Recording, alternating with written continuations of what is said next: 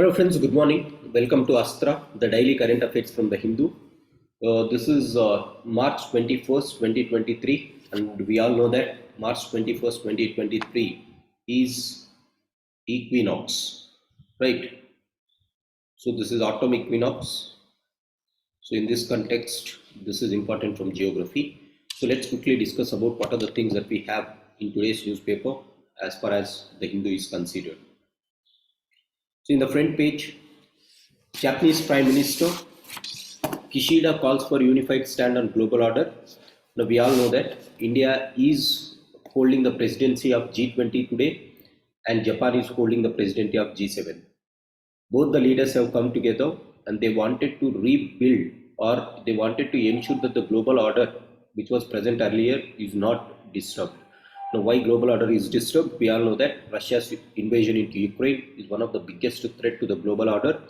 As a result, Japanese Prime Minister Mr. Kishida has called the Indian government to ensure that they have to protect global order. The government of India, on equal terms, has also said that we are here to protect global order. Along with this, they have also discussed about some global issues such as the global south problems which is present at various institution levels, the voice of global south issues, and they have also discussed about the food security scenarios, climate change, energy demands of the developed countries. So this is something which you can consider as one of the most vital things in our India-Japanese relationships.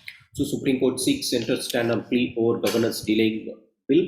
Now this is regarding to recent Tamil Nadu judgment, or Telangana government reaching to the court, the highest court of India, asking that the governor is not giving, or governor is wantedly delaying the bills. In this context, Supreme Court has asked the center's intervention. Now the question here is, when it is the state government, how can Supreme Court ask central government a response on this? Now, this was answered by the Supreme Court Chief Justice. He said that it is a general convention that whenever there is a dispute between the state governments and the chief ministers of the state, normally the response has to be given on behalf of the governor by the central government.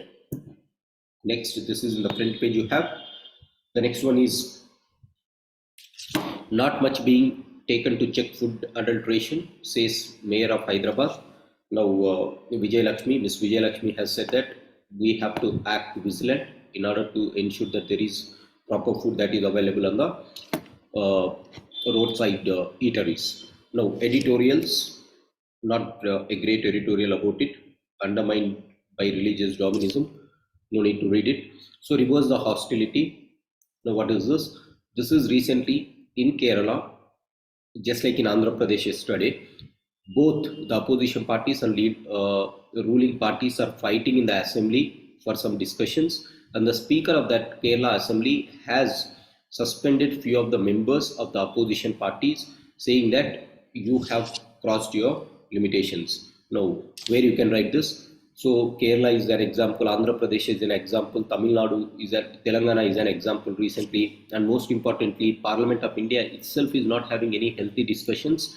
Now, hence Kerala is, though it is the leading state in social parameters, but still it has to look at ecological footprint, because recently the Brahmapuram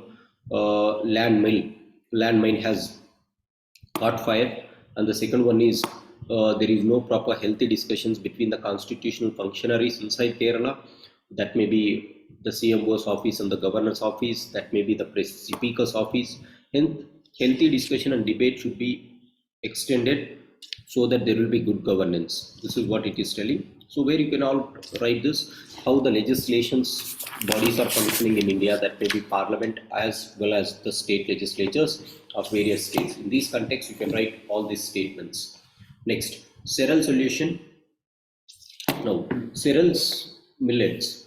Now, we all know that 2023 is declared as International Year of Millets by United Nations, and Budget 2024, Nirmala Sitharaman clearly said that millets are Sri Anna.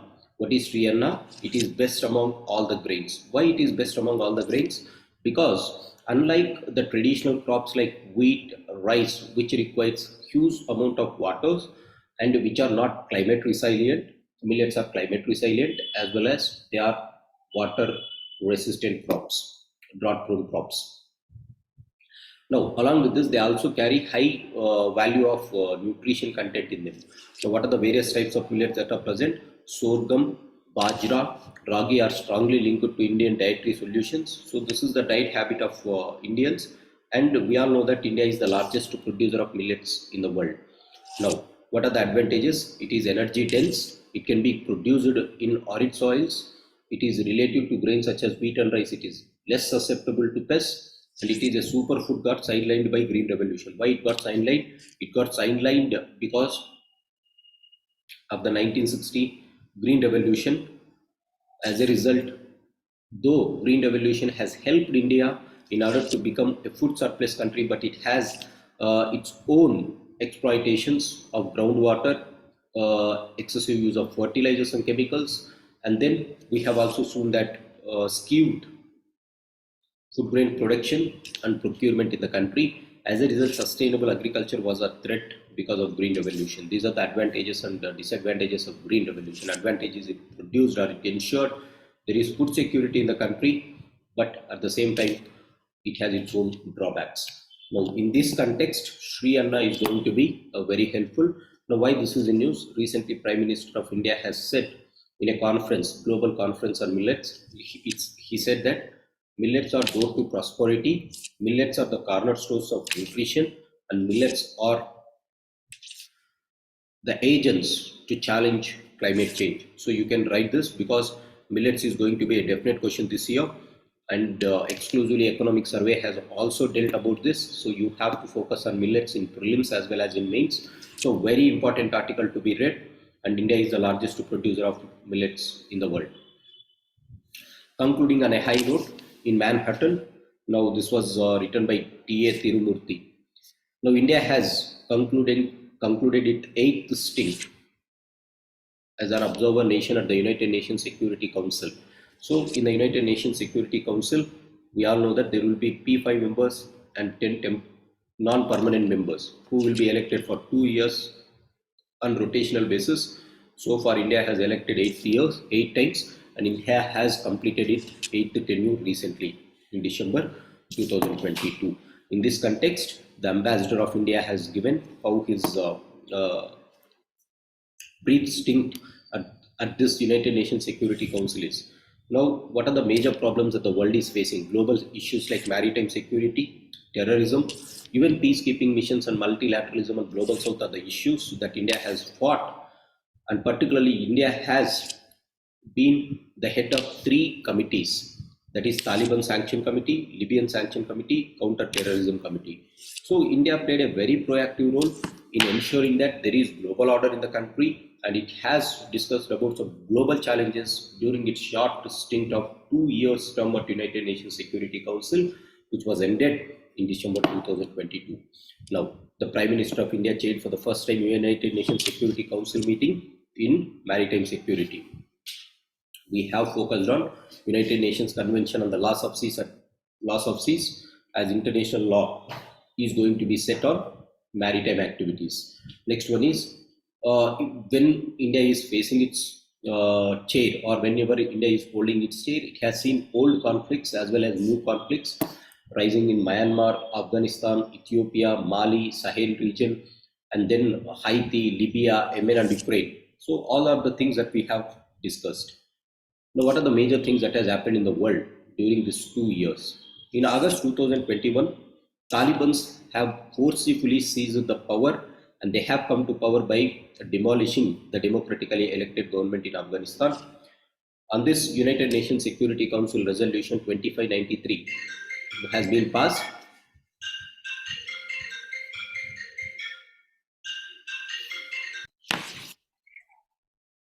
So we have moved an UNSC resolution of 2593 laying down the benchmarks on stopping cross-border terrorism from Afghanistan, and we have also designated some terrorist entities working in Pakistan to have in the global list of terrorists.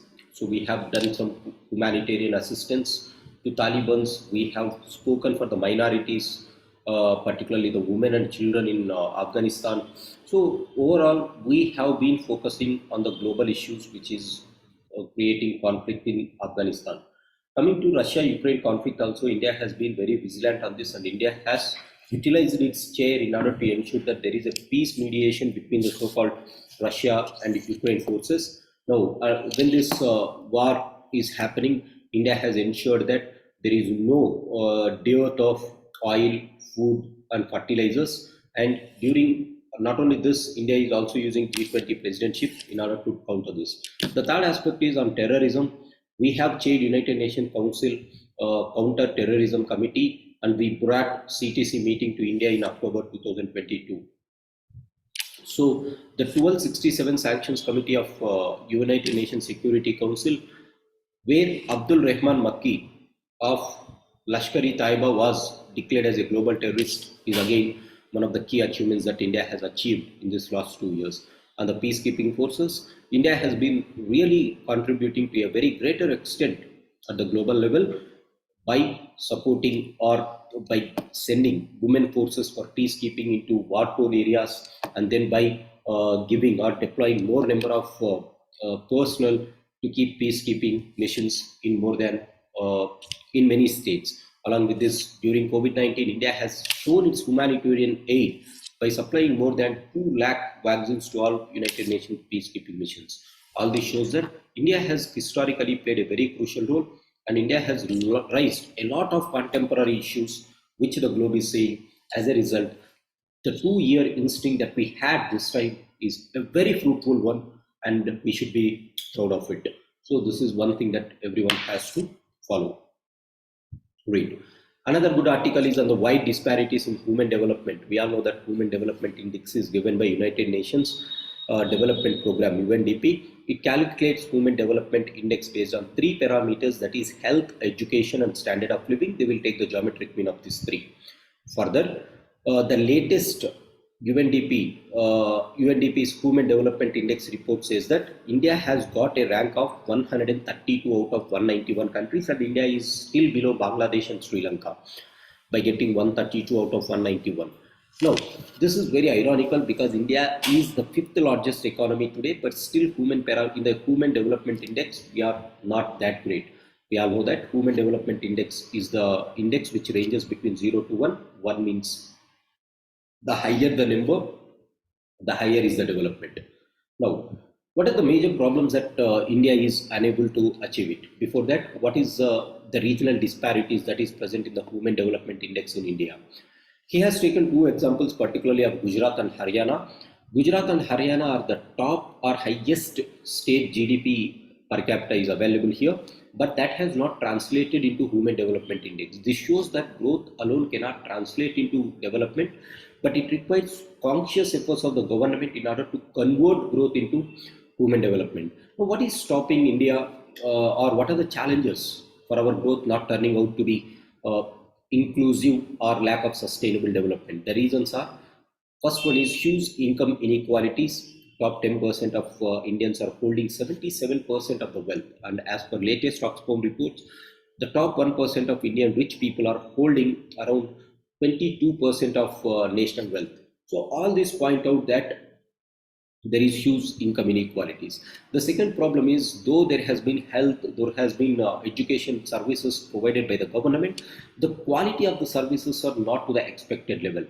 As a result, for example, there is near universal education enrollment in primary education, but the education remains very, very poor. In order to overcome these problems, Government of India has to ensure that the human parameters are being built up by various approaches. What are the approaches government has to do? It has to follow multifaceted approaches, such as reduce the income inequalities, reduce poverty by giving some social welfare activities and addressing the environmental challenges. So we have to invest more on social infrastructure, which includes healthcare, education, basic household amenities, including access to clean water, improved sanitation facilities, clean fuel, electricity, and internet in underdeveloped states. India must prioritize investments in human development, job creation, particularly its youth. A very good article to read. So please read this article. If you are unable to read the entire article, at least go through the highlighted part that I have done. Now, where you will get this highlighted part, you can download it from the description box that is given below this YouTube channel. Next. So there were some recent issues that is not that relevant, but one more news is coming. Rapid action against climate change is needed, says United Nations panel. Now, there is one panel of United Nations known as IPCC, Intergovernmental Panel on Climate Change, has released a report on Monday. Now, what is this IPCC? We have to remember that this IPCC does not itself undertake any scientific activity. Rather, it analyzes the reports of various other bodies which has taken the scientific assessment, and they give various perceptions on climate change. So this is very important for your prelims 2023. What is United IPCC and what exactly it does? Now, what it is telling is, it is telling that if we are unable to stop, this is the last report, by the way, of IPCC until 2030, and we all know that Paris Climate Deal is to ensure that we have to ensure that the global greenhouse gases won't cross beyond certain limit, so that the temperature of the earth will be below 1.5 degrees centigrade to that of pre-industrial levels. So this has to be achieved by 2030, and it gives a last warning saying that if you are not going to stop the temperature to go beyond 1.5 degrees centigrade, or if you are making it to go beyond 1.5 degrees centigrade, then it is going to show irreversible impact, particularly for those people who are very, very vulnerable, such as the coastal ecosystems, people living in polar regions, people living in coastal ecosystems, or biodiversities which are present in these ice sheets, glacier melts are going to accelerate, and it is going to be a big problem. Now, it also speaks about climate justice. What is climate justice? Climate justice is traditionally, it is the developed countries who have contributed to lot amount of greenhouse gases. As a result, it is the responsibility of the developed countries to take a major share in ensuring that climate change is not going to happen at the earliest phase. It is, in short, as per Kyoto Protocol, it can be called as common but differentiated responsibility, CBDR. So CBDR is going for climate justice, and climate justice is the term which was used by our Prime Minister Narendra Modi for the first time. And India has been always advocating that climate justice has to be done by reaffirming and by welcoming various countries that they have to follow sustainable development lifestyles, and then the developed countries have to give $100 billion every year. Now, scholars, experts from SCO countries discuss how to revive Buddhist culture. Now, why this is important? It is very important because Buddhist culture or Buddhist religion is the one which is the underlying connecting principle of Central Asia, South Asia, now and Southeast Asia. If you want to connect all these countries together on the cultural domains, Buddhist revival of this Buddhist culture is very, very important. Now, why it was in news? Recently, India has held first of its kind conference known as Shared Buddhist Heritage under the ambit of Shanghai Cooperation Organization. Now, we are at the cross-cultural linkages between Central Asia, Southeast Asian nations need to be revived, and the spiritual artery of Buddhism remains in India. So this is what about Buddhism is being spoken here. Next one, there is no such thing as Palestinian nation, history or language. Some extreme comments coming from far right national leader of Israel, saying that we are not recognizing Palestinian nations altogether. This is something which is beyond comprehensible levels, because Palestine is having its due share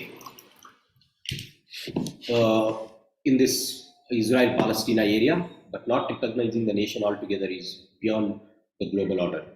The global community has to condemn it as they are condemning Russia-Ukraine war. Care to narrow, bolster rupee against global risks. We have already seen this. What is current account deficit? If you have seen this current account deficit, in the balance of payment, there will be current account and capital account. Current account is having visibles and invisibles. So this is about current account deficit. It is being said that current account deficit of the country is going to come down. As a result, we all know that rupee is going to get appreciated. Next one, Finance Ministry permits CPSUs to issue letter of comfort. They might ask this question, guys, what is letter of comfort? Letter of comfort is issued by central public sector units, such as public sector units, or for example, Vizag Steel Plant, LIC. Why they issue this letter of comfort is, this is one type of debt financing instrument. Now, say for example, if there is Vizag Steel Plant, if they want money to meet their operational expenses, obviously they can issue some NOCs and they can get the money. NOCs act as like a bonds. So that is what it is required.